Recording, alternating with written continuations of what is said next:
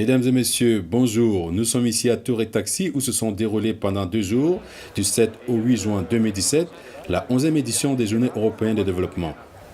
La thématique abordée cette année était Investing in Development ou Investir dans le développement.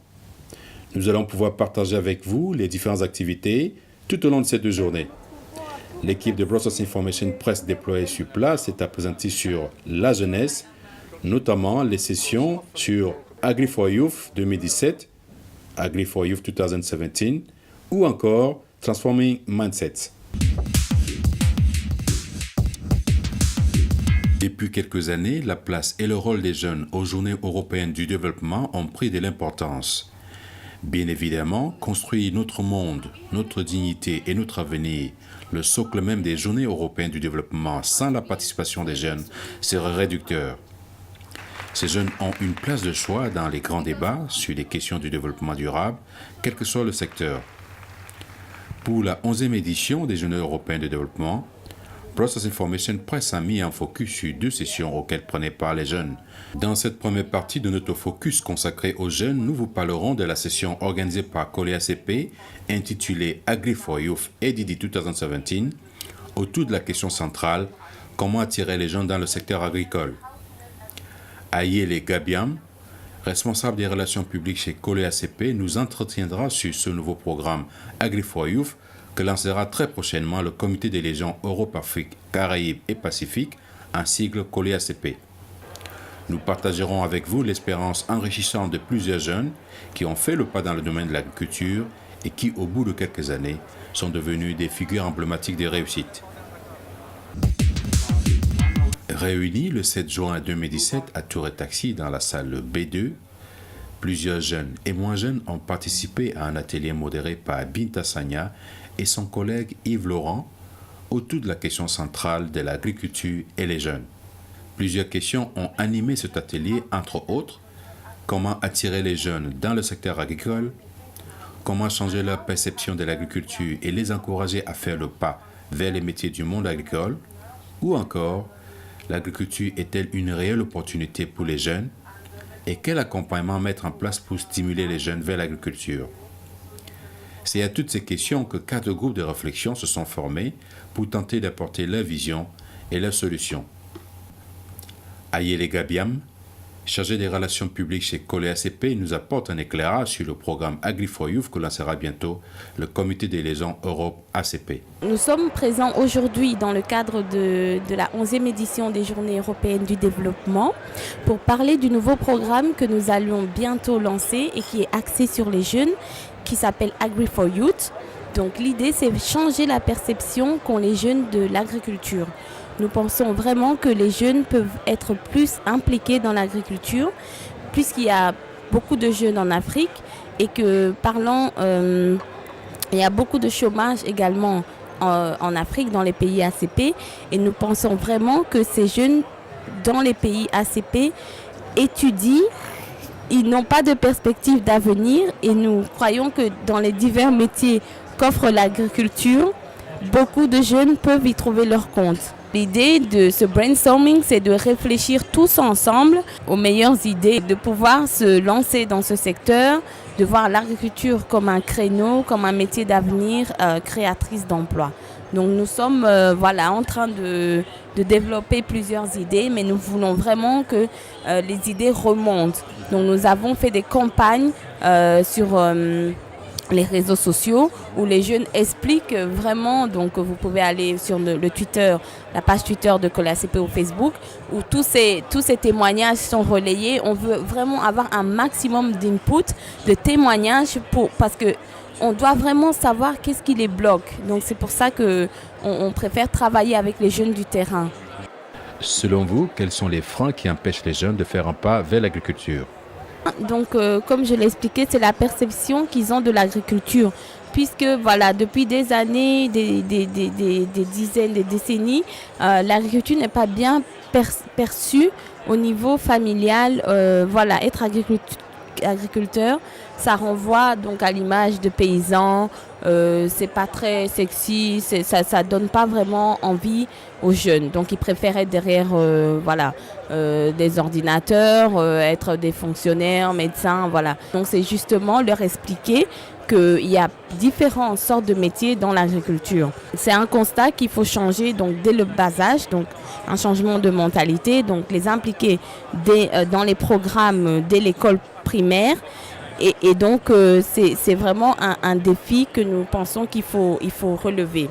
Donc il y a aussi l'accès au financement parce qu'il y a beaucoup de jeunes qui veulent se lancer, mais c'est vrai qu'ils n'ont pas les moyens, ils n'ont pas l'accès au crédit, l'accès au terrain et également l'accès au financement.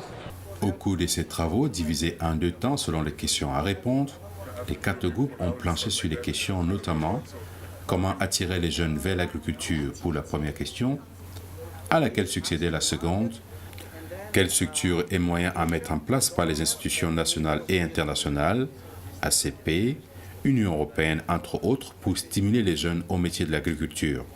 Le constat que l'on a pu faire est qu'il y a eu une vraie dynamique dans les 4 groupes de réflexion. Chacun prenant la parole pour exposer ses idées dans le temps imparti, il y avait une implication de tous à la réflexion. L'objectif de cette rencontre était bien évidemment de toucher les jeunes dans leur univers sur la question centrale de l'agriculture. Dans la mesure où leurs idées, aussi novatrices soient-elles, pourront contribuer dans l'élaboration de politiques de coopération au développement de l'Union européenne. Voici les résultats qui émanent des travaux des 4 groupes. There is a lack of information about the perspective to the young people. So we need more information about the job perspective to young people. And linking to that, this has to be done via the school and maybe tailored programs from primary school to university. So then for the orientation, young people, they can choose the right job from the beginning or have a perspective from the future. Farming is not a job, so I've heard about it, like people think farming is not a job. So how young people, they can have role models. So you discussed about role models. So role models are very important because they are success stories, and for these young people, they can usually refer to role models. So the role models and success stories are also linked to education, because most of the time these people are educated. So we have to make a link between the successful people and also to people at school. You mentioned the targeting of small and medium-sized businesses. Yes, it means not only big project, huge corporation, because at the beginning, when you start from the beginning, you start with a small project most of the time. So funding this project is very important. How can we fund this project? We have different ways, like EU and ICP programs, they can fund these programs, but we can also think at a different perspective, like the remittances from the diaspora. The diaspora from the ACP countries actually is a huge investment fund. So we have to think this way. I don't have the exact numbers now, but it's phenomenal. You have to think at this perspective how this diaspora can be an investment fund for the country of the origin, making the link of the diaspora and the people inside the country. Also the strong communication, change the image. The image is based on communication, maybe from the media, from the press, or from the government. We can also change the perception of agriculture. It can be a huge worldwide campaign. We never know about what. When you see Calvin, it could be a fashion model. I could not imagine he's working in the industry, but it's very important because sometimes people, they get that it can be an industry handled by a young person, a dynamic person. So they have to see people like, okay, I'm a lady, I'm a woman, I can also do that job. It's not only for men. We can educate our young girls to that job. So it's very important to change the perception with the role models we already get. About the second point, the EU policies, you mentioned a very important point. about, I think it's you or this table, how governments they can include agriculture as part of a very long-term plan, and also they can also encourage each state to work on that plan. It's like every state they have to work within the EU ACP specific framework about agriculture, and this should be part of a very long-term government plan. So the EU ACP they can organize it. We have it in Senegal, we have it in Ivory Coast. They call it most of the time Plan Senegal Emergence, or Cameroon Emergence, or Ivory Coast Emergence, and they put a specific industry, a key focus on a specific industry, like we have for climate change. So we could have the same for agriculture, basically for all states. Ilega Biam interpelle à ce sujet les dirigeants des pays ACP pour impliquer les jeunes dans les métiers du monde agricole. Voilà, donc je pense que ce serait bien de faire des agropoles qui seront donc spécialisés dans l'agriculture et ses divers métiers pour permettre aux jeunes de leur plus bas âge d'être impliqués, d'avoir à disposition un terrain et les moyens pour pouvoir développer leur culture. Donc c'est de mettre en place un système de mentorat avec des producteurs qui ont déjà réussi aussi et de faire un échange, un partage de connaissances. Rencontre à présent avec Calvin Piquer. Calvin Piquer est camerounais et vit à Douala, la capitale économique du Cameroun, un pays en voie de développement. Il est producteur de fruits et de l'agriculture biologique. Il transforme, commercialise ses produits sur le marché local et exporte vers l'Europe.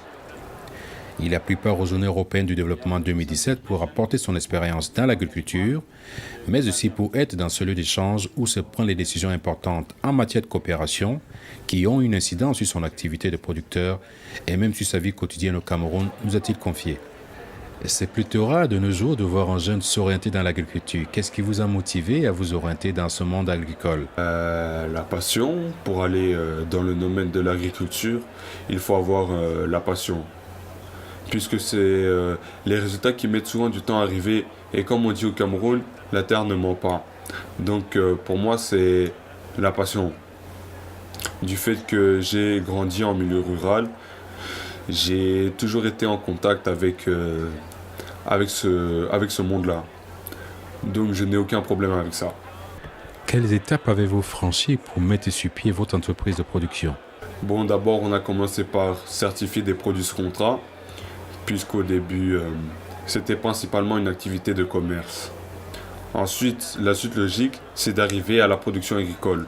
On a commencé à vendre avec nos moyens propres et l'élément suivant, c'était d'aller vers la transformation. Parce que nous n'arrivions pas à exporter toute notre production, il fallait la transformer. Combien de produits exportez-vous ? Puis on exporte une dizaine de produits, peut-être un peu moins, notamment des produits frais, l'ananas, la papaye, le fruit de la passion, la mangue et on transforme des jus de fruits et des fruits séchés. On exporte principalement en Europe et on vend aussi sur le marché local au Cameroun. On va essayer de développer le marché sous-régional très prochainement.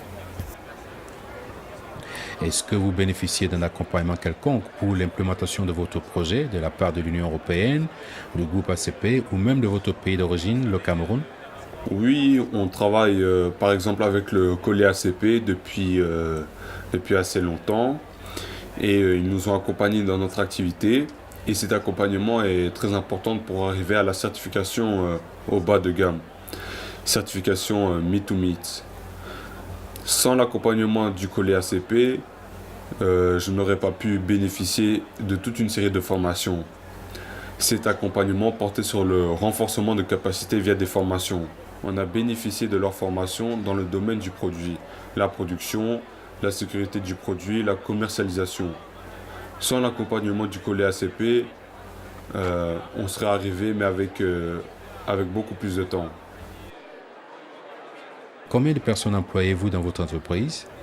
Je travaille avec une quinzaine de personnes qui sont pour la plupart des jeunes.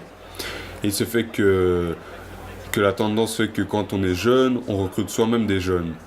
En Afrique, vous savez, les rapports entre les jeunes et les personnes âgées ne sont pas toujours évidents. Pour employer des personnes d'un certain âge pose un problème au niveau de leur motivation. Donc je travaille avec une quinzaine de jeunes.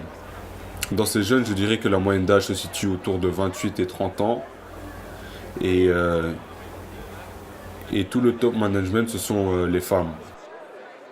Une initiative telle que la vôtre est à saluer et donnera sans aucun doute un exemple à beaucoup de jeunes. Y a-t-il au Cameroun des programmes qui stimulent les jeunes au métier de l'agriculture? Ils se sont assez isolés. Ces programmes du gouvernement existent, mais n'arrivent pas jusqu'à nous. Il faudrait que j'arrête mon activité et plutôt passer l'intégralité de mon temps à aller chercher ces programmes-là dans les ministères. Mais c'est un travail à temps plein. Moi j'ai un travail, je ne peux malheureusement pas passer du temps à chercher les programmes qui existent. Et en réalité, on se sent globalement assez abandonné.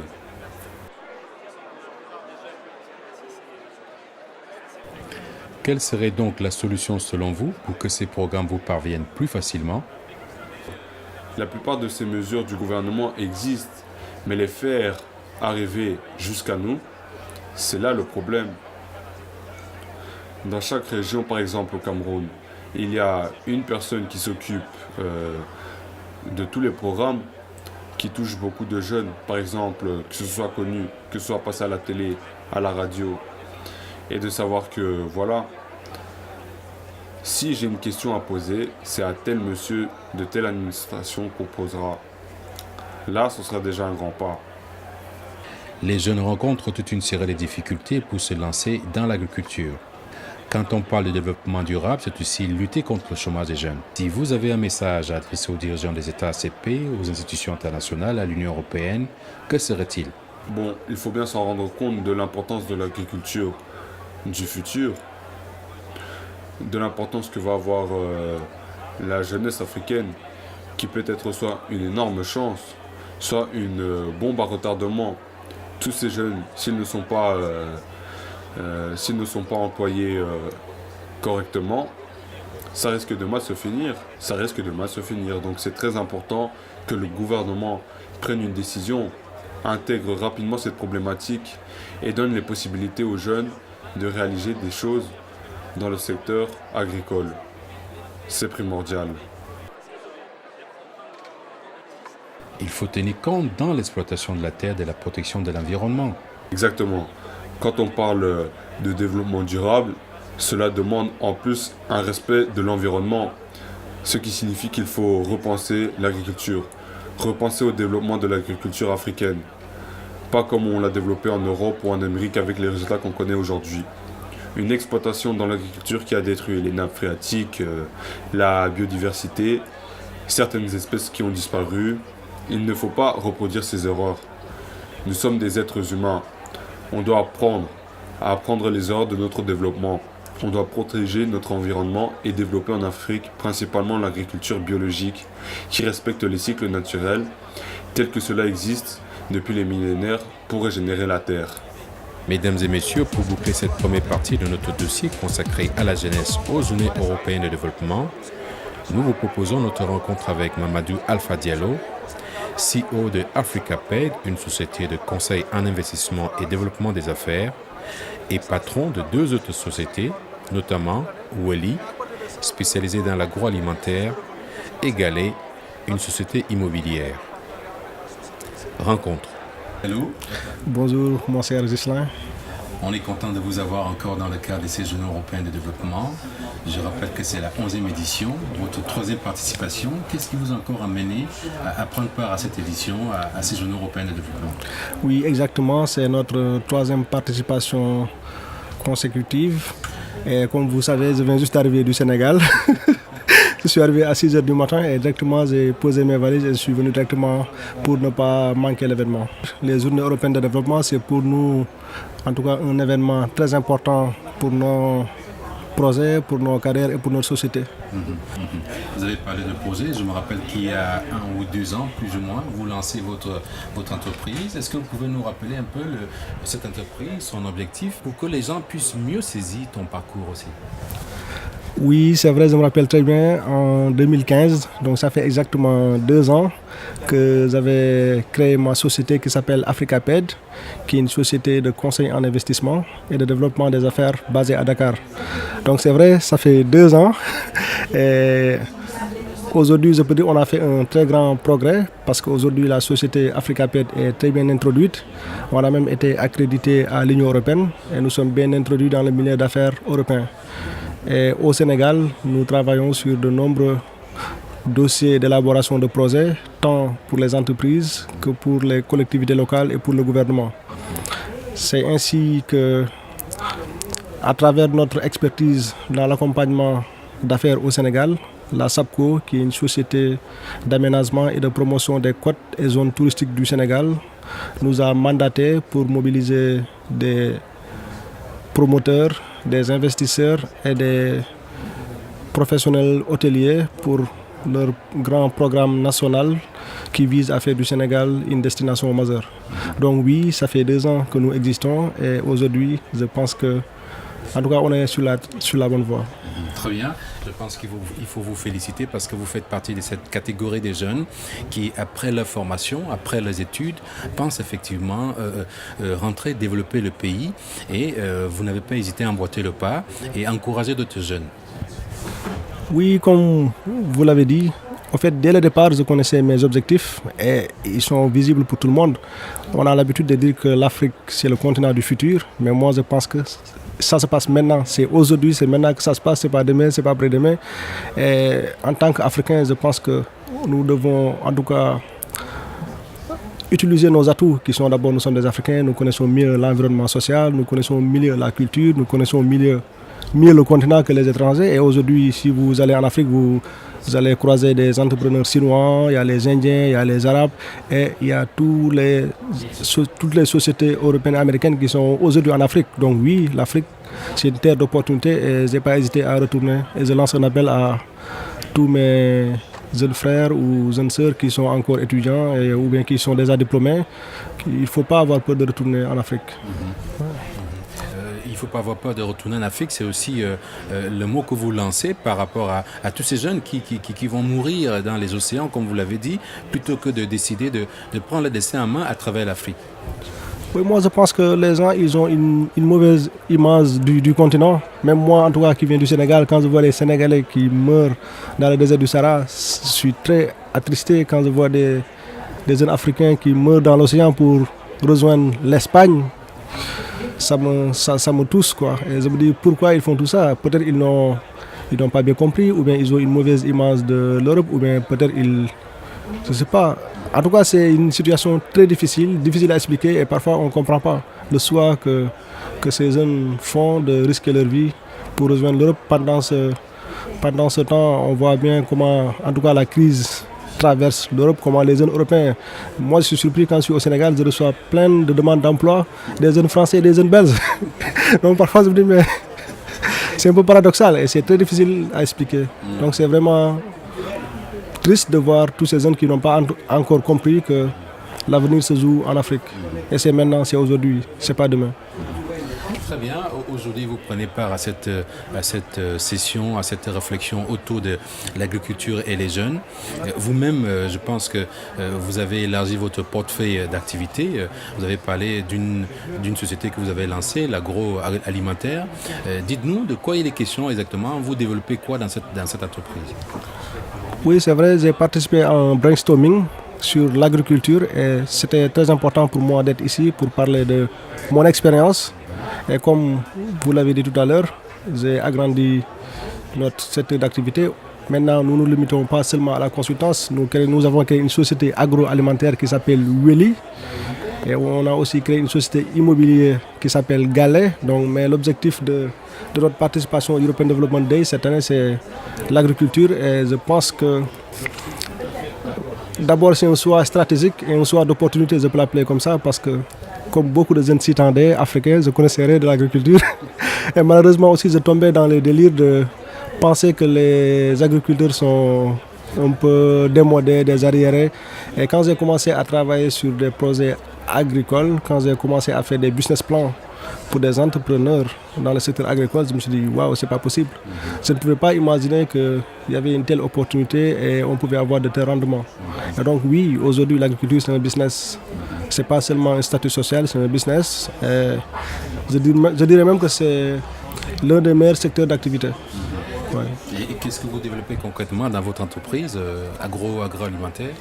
Donc aujourd'hui, nous exploitons un terrain de 4 hectares qui est basé à la commune de Yen, qui est au sud de Dakar. Et donc on fait du maraîchage, tout ce qui est tomates, tout ce qui est piment, tout ce qui est salade, tout ce qui est coriandre, tout ce qui est feuilles de menthe. Et en même temps, nous avons intégré le programme abattoir de la Sédiment, donc, qui est une société avicole. L'objectif du programme d'abattoir, c'est de travailler avec des producteurs avicoles. Donc toute la production, en tout cas, toute la production sera rachetée par la Sédiment et eux, ils vont se charger de tout ce qui est abattage, tout ce qui est conditionnement et tout ce qui est commercialisation. Et donc avoir un partenaire comme ça, c'est déjà rassurant pour des personnes comme moi, parce que je ne suis pas un professionnel de l'agriculture, je ne suis pas un professionnel de l'aviculture. Donc au départ, c'était important pour moi de me rapprocher des sociétés, des Sénégalais qui sont déjà là, qui sont déjà experts dans ce milieu. Et pour moi, c'est un choix gagnant. Ouais. Alors, est-ce que dans cette partie, vous avez rencontré des difficultés à implémenter votre entreprise agroalimentaire? Oui, j'ai rencontré plusieurs difficultés. D'abord, l'accès à la terre. Parce que, comme je l'ai dit tout à l'heure, je suis né à Rufisque, qui est une ville, donc je n'ai pas eu la chance d'avoir des grands-parents qui ont beaucoup de terres au Sénégal. Donc pour avoir les meilleures terres, il fallait en tout cas mettre beaucoup de sommes sur la table, parce qu'on sait qu'au Sénégal, la zone la plus intéressante pour faire du maraîchage, c'est ce qu'on appelle la bande des Niayes. Et donc actuellement, en plus, il y a le développement de Dakar qui est en train de grignoter sur les terrains agricoles. Donc pour avoir une terre accessible et où il y a de l'eau et les conditions climatiques favorables, il faut beaucoup d'argent. Et donc c'était très difficile pour moi. Donc ça m'a pris presque 1 an de prospection. J'ai prospecté toute la zone. Et finalement, je suis tombé sur un ami qui revendait son verger parce qu'il avait un autre projet. Et donc c'est un coup de chance. Mais aussi le prix n'est pas donné. Pour avoir les meilleures terres, il faut décaisser beaucoup d'argent. Donc ça, c'était une difficulté. Le prix, c'est plus ou moins combien l'hectare?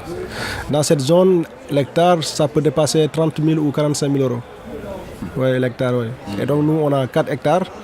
Donc je vous laisse imaginer ce que ça fait. Donc aujourd'hui, en tout cas, toute l'économie qu'on avait mis à côté, on l'a mis sur ce terrain. Et ça, c'est seulement pour la terre. Donc il faut aussi aménager, il faut faire un forage. Donc pour faire le forage au Sénégal, il faut plus ou moins 10 000 euros. Et vous avez fait un forage sur ce terrain? Oui, on a dépensé 10 000 euros pour faire le forage. Et donc tu dois construire un bâtiment. Et nous, on a fait le choix de travailler sur un bâtiment industriel. Donc il y a une société qui est spécialisée dans le bâtiment industriel qui est basée en France. Et donc c'est eux qui travaillent avec la Sédiment.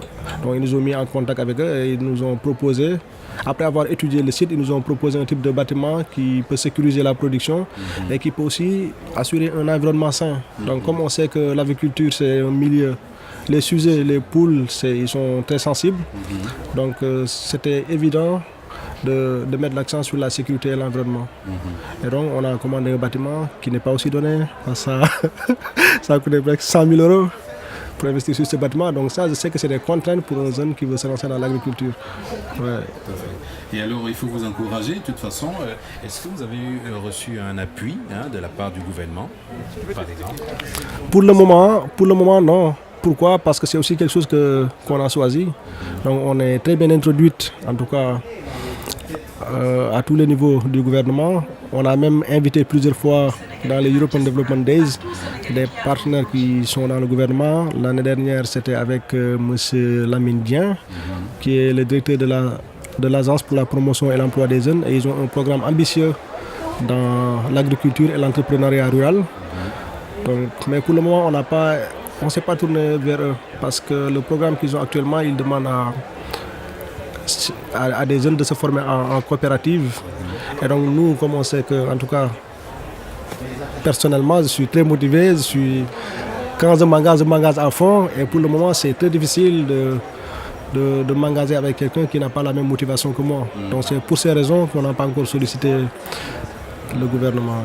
Et revenons sur la question qui a été posée, comment attirer les jeunes vers l'agriculture. Si vous avez des conseils à donner à ces jeunes, ils seront lesquels aujourd'hui pour un jeune qui va se lancer? Donc moi je pense que tous les jeunes du continent, en tout cas les jeunes que je vois au Sénégal, c'est des personnes qui sont tous intelligents, c'est des personnes qui sont tous ambitieuses. Et donc je pense que la seule chose qu'ils n'ont pas compris, c'est le statut. On continue toujours à considérer les agriculteurs comme des arriérés. Malheureusement, on continue à dévaloriser le secteur, le milieu agricole. Et donc, il faut seulement changer cet état d'esprit. Aujourd'hui, l'entrepreneur, l'agriculteur, c'est un homme d'affaires, c'est un businessman. Moi, aujourd'hui, mais comme je vous l'ai dit tout à l'heure, je suis arrivé à 6h du matin à Bruxelles. Donc, les agriculteurs d'aujourd'hui sont comme ça. Je peux citer plein d'exemples qui sont comme ça, des jeunes dynamiques qui ont fait les grandes écoles, qui participent à tous les forums du monde. Et c'est des agriculteurs. Donc, on ne peut pas trouver meilleur exemple que ça. Et ça, on ne le fait pas seulement par passion, on le fait par opportunité. C'est un secteur où les taux de rendement sont très élevés. Ouais. Et donc, je pense qu'en tout cas, les jeunes, ils ne doivent pas hésiter. Et aujourd'hui, tout le monde parle du chômage. On voit comment, en tout cas, le chômage affecte le continent. Et surtout les jeunes qui ont l'opportunité d'avoir des terres familiales. Donc, si tu as la chance d'appartenir à une famille où il y a des réserves foncières disponibles, mais il ne faut pas hésiter, il ne faut pas attendre les millions pour commencer à produire. Non, il faut commencer. Et après, l'investissement et les projets vont suivre. Ouais. Donc, je les encourage tous à se lancer. Vous êtes aujourd'hui, vous pouvez être considéré aujourd'hui comme un exemple de réussite pour beaucoup de jeunes. Est-ce que ça ne vous tente pas? Est-ce que d'être un mentor pour tous ces jeunes qui ont du mal aussi à se lancer dans ce domaine et qui ont besoin effectivement de votre expérience, de votre connaissance pour avancer? Mentor, je ne sais pas si je vais appeler ça mentor ou pas, mais en tout cas tous les jours, je produis mes conseils à des personnes qui me sollicitent. Donc je reçois des emails via mon adresse mail et le site internet www.africaper.com. Sur Facebook, je reçois plein de messages de jeunes qui me demandent des conseils. Et à chaque fois, je n'hésite pas à partager mes connaissances parce que c'est ensemble que nous pouvons aller plus loin. Donc si on parle du développement du continent ou du Sénégal, ce n'est pas seulement moi, c'est l'affaire de tout le monde. Et donc en tout cas, j'ai compris que c'est avec le partage qu'on peut aller très loin. Et je continue à partager mon expérience avec les personnes qui me sollicitent et parfois même les personnes qui ne m'ont pas sollicité et je vois ce qu'ils sont en train de faire. Parfois, je m'approche personnellement et spontanément vers eux pour les parler des opportunités et des conseils en tout cas qu'ils pourraient bénéficier. Parfois, pas forcément dans le secteur parce que peut-être ils sont plus experts dans l'agriculture que moi, mais dans tout ce qui est levée des fonds, dans tout ce qui est branding, dans tout ce qui est normalisation. Donc parfois, c'est des conseils que je donne à des jeunes producteurs. Et je le fais naturellement et bénévolement parce que c'est ça l'Afrique. Avec votre expérience, je pense aussi que vous pouvez interpeller les gouvernements, c'est-à-dire, vous-même vous l'avez dit, les jeunes parfois sont confrontés à toute une série d'outils qui les manquent. Il faut avoir un garant pour avoir un titre foncier, il faut avoir assez de moyens pour avoir des hectares de terre. Si vous avez un message ou une interpellation à faire auprès du gouvernement pour stimuler les jeunes vers l'agriculture, qui serait lequel ce message? Oui, ça je pense que c'est quelque chose qu'on doit dire très haut. On ne doit pas seulement le penser très bas, on doit le dire très haut. Oui, les jeunes ont besoin de garanties, les jeunes ont besoin de garants. Donc, en tout cas, je ne connais pas les autres pays, mais au Sénégal, l'État fait des efforts parce qu'il y a des outils qui sont mis en place comme le FONSIP, ou bien tout ce qui est la BNDE, ou bien tout ce qui est ANPES, mais ce n'est pas suffisant. Parfois, les outils sont là, les mécanismes sont là, mais malheureusement, les fonds ne sont pas suffisants. Et parfois même aussi la sélection, comment ils choisissent les meilleurs projets, ça aussi parfois c'est des questions que les jeunes peuvent se poser. Et parfois même ça pousse beaucoup de jeunes à ne pas aller. Parfois ça m'arrive de demander aux jeunes de se rapprocher de ces structures étatiques, mais ils vont me répondre directement, tu sais bien comment ça se passe. Si tu ne fais pas de la politique, tu n'es pas financé. Si tu n'as pas quelqu'un qui appuient ton dossier, ça passe pas. Et je ne dis pas c'est faux, je ne dis pas c'est vrai, mais en tout cas, ça c'est quelque chose que j'entends souvent. Et je pense que nos gouvernements doivent être plus à l'écoute de la jeunesse. Et on a la chance, quand on parle de jeunesse, on parle de main-d'œuvre. En plus, si c'est des jeunes qui sont ambitieux, des jeunes qui sont passionnés, mais je pense que on doit bien les utiliser.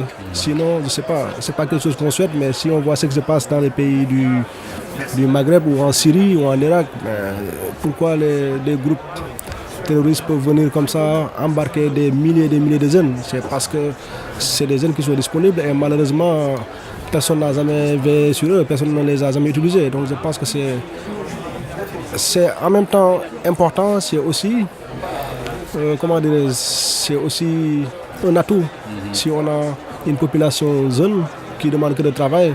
Parce que si on ne le fait pas, ils peuvent être tentés à autre chose et ça va être dommage et malheureux pour tout le continent et pour tout le pays. En tout cas, je vous remercie beaucoup pour cet entretien. Merci beaucoup, Justin. Je vous souhaite bonne continuation. Ça fait plaisir de vous revoir.